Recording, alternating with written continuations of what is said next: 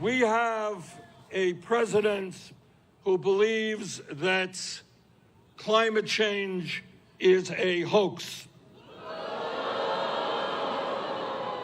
Well, I believe that Donald Trump is a hoax.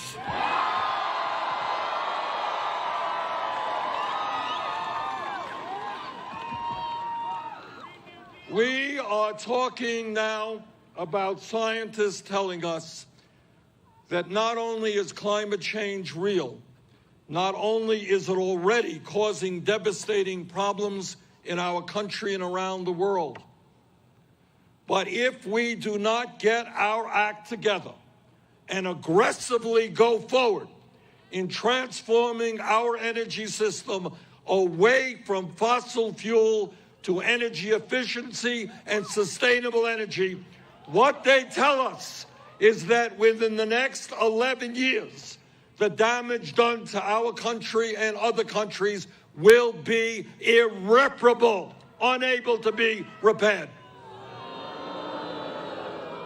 We have a moral responsibility to make certain that we leave this planet in a way that is healthy and habitable for our kids and future generations.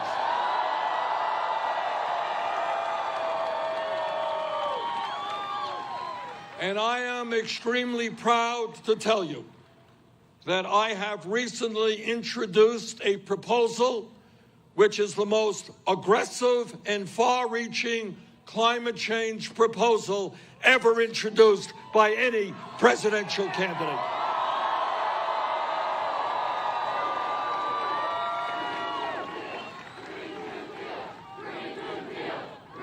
And that's what it is. That's exactly what it is.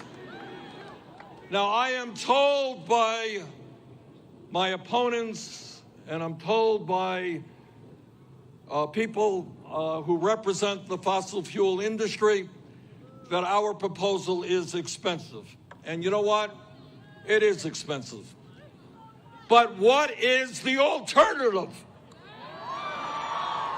We will not and we cannot sit back and allow this planet to be destroyed.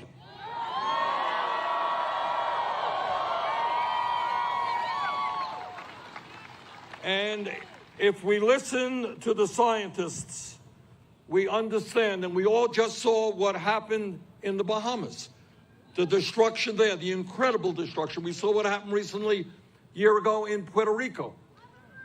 We must act and act aggressively, or else we will see more drought, more famine, more rising sea levels, more floods, more ocean acidification, more extreme weather disturbances, more disease, more suffering, more human death.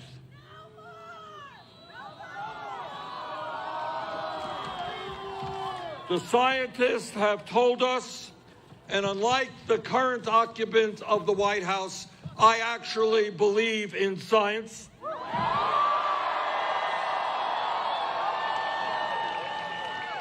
The scientists have told us that the cost of inaction on climate will put the entire planet and life as we know it on Earth in serious jeopardy.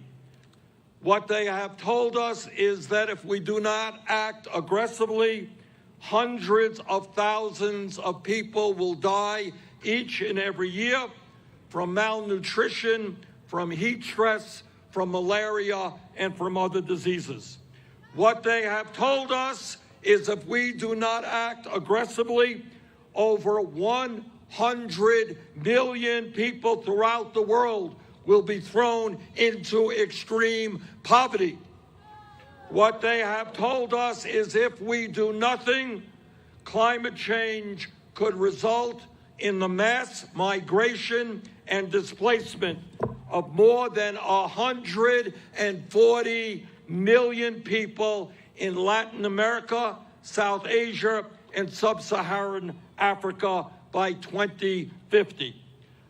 In fact, in 2018 alone, some 840,000 people in Guatemala experienced extreme food shortages because of drought-related crop failures, forcing families to choose between starvation and migration. According to a recent report, 500 million people throughout the world already live in places that are turning into a desert, where the soil is being lost up to 100 times faster than it is forming.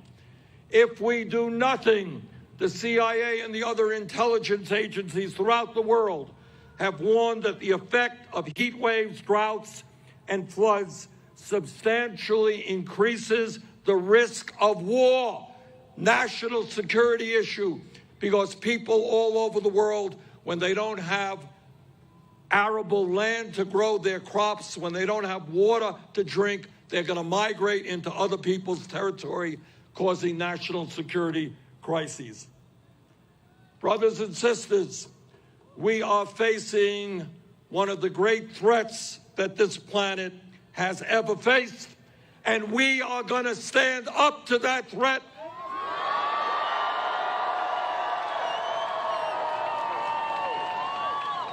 Whether the fossil fuel industry likes it or not.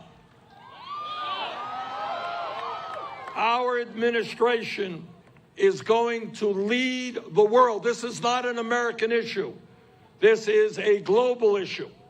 And my message as president to countries all over the world is to say we are spending now as a planet about $1.5 trillion a year on weapons of destruction designed to kill each other.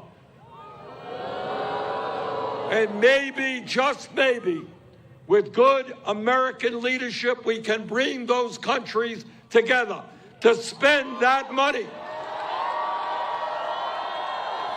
To spend that money on our common enemy, which is climate change.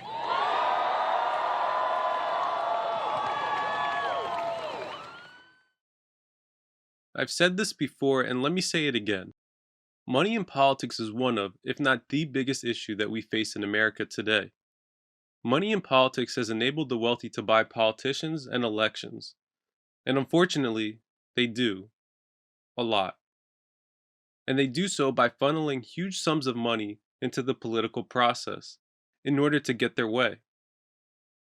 And the lobbying done by those in the fossil fuel industry is a prime example of this. Did you know that according to a recent report, those in the fossil fuel industry have spent $2 billion since 2000 to prevent U.S. action in regards to combating climate change?